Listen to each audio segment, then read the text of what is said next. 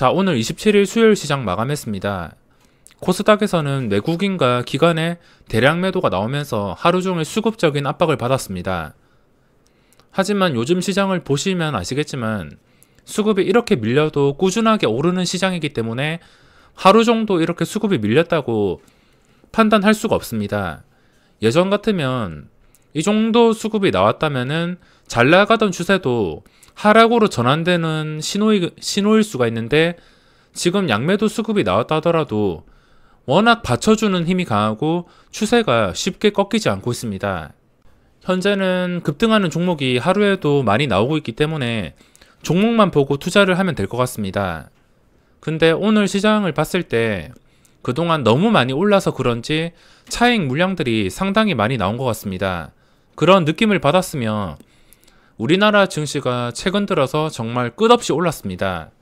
이게 어디까지 치고 올라갈지 모르겠지만 이 추세가 절대 꺾일 생각을 하지 않습니다. 주식을 하면서 이런 시장은 또 처음 겪기 때문에 많은 분들이 요즘 상승을 보시면 이 정도까지 상승이 나오는 게 가능한가 싶을 정도로 주식이 너무 올라서 기분은 좋지만 분명히 의구심이 들 것 같습니다. 현재 증시 예측은 의미가 없으며 지금 추세가 유지가 되는지만 계속 확인을 하면서 종목을 보고서 매매하는 게 전부입니다. 아무래도 지금 추세가 무너질 것 같다 싶으면은 이 밑에서 잡으신 분들, 밑에서부터 잡아서 지금까지 보유한 엉덩이 무거우신 분들의 차익 물량이 대량 쏟아질 것 같습니다.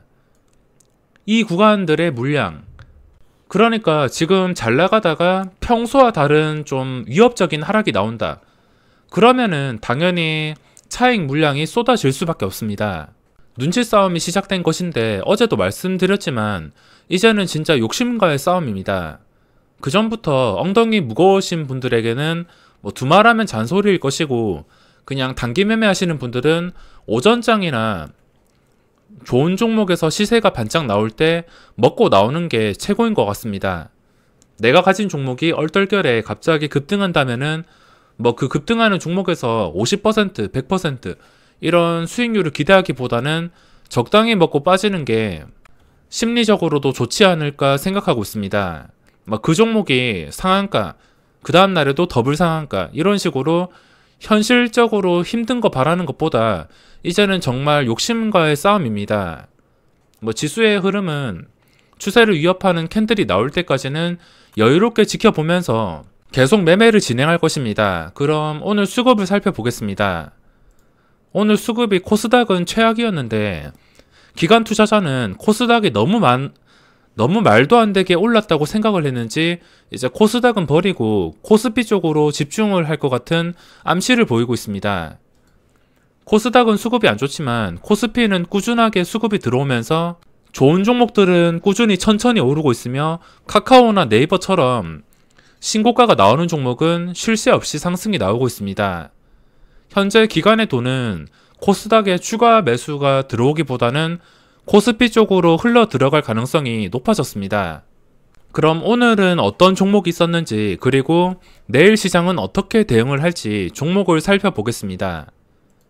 먼저 코스피 거래대금 상위에 가장 눈에 띄는 게 DPC라는 종목이 있습니다. DPC가 지금 역사적 신고가가 나와서 계속해서 상승이 나오고 있는데 아무래도 빅히트 엔터테인먼트 상장 소식 때문에 이렇게 꾸준히 고점을 갈아치우고 있습니다. 이것도 보시는 분들이 많으실 것 같은데 이렇게 꾸준히 고점을 갈아치우면서 추세가 유지가 되고 있으며 아직까지 거래량이 본격적으로 나오지 않았습니다. 약간 걸리는 게 신용 비율과 시가총액, 유통 물량이 많은 편이며 이게 바이오 종목이라면 정말 쉽게 올라줄 수 있기 때문에 신경을 쓰지 않겠지만 이게 바이오 주식이 아닙니다. 그렇기 때문에 약간 걸리는 것은 무거운 시가총액, 그리고 무거운 호가창. 이 무거운 호가창을 뚫어주려면 거래량이 작정하고 나와야 됩니다. 하루에 5천만 주 이상. 그 5천만 주를 예측하는 것은 만약에 오전장에 거래량이 터진다면 대충 예상할 수 있습니다. 오전장에 거래가 터지면서 상승을 계속 유지시킨다. 그러면은 이게 하루 동안 거래량이 5천만 주가 나오겠구나. 이 정도 추측을 할 수가 있습니다. 장중에도 생각보다 주가가 많이 빠지지 않고선 좀 안정적으로 흘러가 주었으며 고점 근처에 있기 때문에 이것도 많은 분들이 관심을 가지고 있을 것이고 저 또한 계속 보고 있습니다. 그리고 한진칼이 오늘 반응을 안 주었는데 아무래도 어제 기타 법인 쪽에서 120만 주 매수가 들어오면서 기대감이 컸었는데 오늘은 들어오지 않았습니다. 수급적인 면 때문에 시간의 거래에서 올랐다가 오늘 출발이 좋았지만 시초가도 지켜주지 못하고선 내려앉게 되었습니다. 제가 최근에 올려드린 영상처럼 진짜 초단타가 자신 있으신 분들이 아닌 이상은 일단 올랐던 자리를 지켜주는 것을 확인한 다음에 들어가는 게 조금 더 안전할 수 있습니다. 돌다리도 두들겨보고 건너야 되기 때문에 중요한 자리를 확보했지만 이게 한 방에 잡아 먹힌다면은 아무 소용이 없습니다. 지금 중요한 자리가 전 고점인 97,700원 97,700원만 기준으로 잡는다 하더라도 별 문제가 없을 것이고 어제 고점이 97,500원 정도 가격이 거의 맞물리기 때문에 97,700원만 기억하시고 대응을 한다면 10만원 위 호가까지 충분히 단타로도 수익을 낼 수가 있습니다.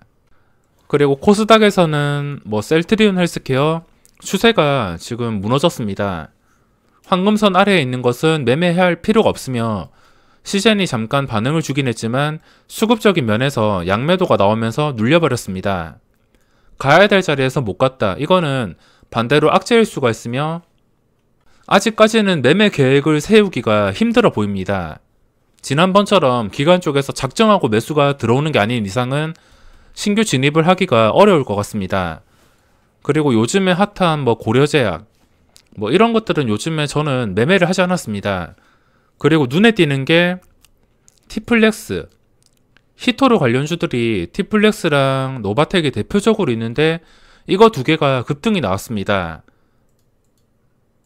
오늘 아쉬운 점이 있었다면 제가 오후장 거의 1시 좀 넘을 때까지 계속 보고 있다가 아마 이쯤까지는 보고 있었을 겁니다. 이때 눌릴 때 여기까지는 보고 있다가 잠깐 30분 정도 눈을 붙였는데 이렇게 상한가를 갔습니다. 지금 상태에서 모양이 좋아 보이는 게 노바텍보다는 티플렉스, 실제로도 이 종목에서 힘이 더 강한 모습을 확인할 수 있습니다. 시가총액도 1000억이 안 되는 종목인데 신용 비율이 가득 차 있으며 거래량이 정말 활발합니다. 작정하고 단타를 친다면 큰 돈으로도 단타를 칠 수 있겠지만 이게 시가총액이 작기 때문에 무조건 좋다, 나쁘다 이렇게 말씀을 해드릴 수가 없습니다. 그리고 또 아쉬웠던 종목이 서울바이오시스인데 역사적 신고가를 뚫어준 종목입니다. 이거는 높은 시초가 때문에 접근을 하지 않았습니다. 만약에 한 5% 전후로 형성이 되었다면 그때 매매를 했을 텐데 이미 10% 정도에서 시작을 했습니다. 그래서 이거는 계속 지켜보고 있었지만 시초가가 높게 떴기 때문에 접근을 하지 못했습니다. 10%에 시작해서 17%까지 시세가 나왔지만 이 구간에서도 접근을 하지 않았습니다. 그리고 많은 분들이 관심을 가지고 있는 SK바이오랜드, 이것도 거래대금이 계속 유지가 되고 있는데 평소보다 거래량이 정말 많이 줄었습니다. 이거는 거래량이 터질 때가 된다면 티가 날 만큼 거래량이 터지게 되어 있습니다. 그게 상승으로 거래량이 나온다면은 VI가 쉽게 걸리긴 하겠지만 아직까지는 거래량이 좀 적극적으로 나오지 않고 있습니다. 거래량이 나오고 나서 유지가 될 때, 이게 무슨 말이냐면 제가 여러 번 말씀을 드리지만 이때처럼 3분당 거래량이 최소 15만 주, 20만 주 이상 되면 더 좋고 거래량이 많으면 많을수록 좋습니다. 잠깐 올라갔다가 내려앉는 게 아니라 거래량이 상승하면서 거래량이 올라서 계속 그 거래량이 일정 수준이 유지가 되어야 됩니다. 예를 들어서 3분당 폭발해가지고 한 2, 30만 주가 나왔다면은 그 뒤로는 절반이라도 한 10만 주에서 15만 주 눌리는 과정에서도 그 거래량이 계속 지속이 되면서 평소와 다른 거래량이 나와줘야 됩니다. 거래량은 거짓말을 못하기 때문에 상승을 향해서 거래량이 나온다면 당연히 매매를 할 수밖에 없습니다. 제가 어제 이 종목에서 당해서 손절을 하고서 오늘도 44,000원을 뚫어주는 것을 봤는데 여기서 매매를 하지 않았습니다. 아무래도 좀 지켜주는 것을 보고서 들어가기 위해서 44,000원을 뚫었어도 접근을 하지 않았습니다. 어제처럼 당할까봐. 만약에 접근했으면 또 어제처럼 당했습니다. 44,000원을 가지고 지금 장난을 치는 것 같은데 일부러 돌파를 했다가 유지 못하고 폭락. 이거는 두 번 당하기 싫어서 일단은 섣불리 진입을 하지 않았습니다. 이게 44,000원에 진입하지 않고 뭐 45,000원, 46,000원 올라간다 하더라도 이게 확실한 상승에 확실한 거래량이면 어차피 먹을 자리가 생길 수밖에 없습니다. 44,000원에 접근하든 46,000원에 접근하든 이쯤에 접근하더라도 고점 돌파를 향해서 충분히 거래량을 확인하고 수익을 낼 수가 있습니다. 물론 기존 보유하는 사람처럼 높은 수익률이 나오진 않겠지만 뭐 작정하고 단타를 친다면 정말 확실한 구간에 들어가기 위해서 지금 44,000원 위 가격을 계속 지켜주는 게 중요하다고 할 수 있습니다. 여기서 뭐 10%, 20%그 정도 수익률은 바라지 않습니다. 지금 들어가서 20%, 뭐 30%이 정도 수십 퍼센트 수익을 기대하기에는 욕심이 큰 것 같습니다. 이미 그 전에 많이 올랐기 때문에 최근에 반응을 주어서 24,000원에서 44,000원까지 올랐습니다. 적지 않은 폭으로 올랐기 때문에 아무리 역사적 신고가라 하더라도 이거는 지금 사가지고 계속 보유하는 것은 굉장한 리스크를 부담해야 됩니다.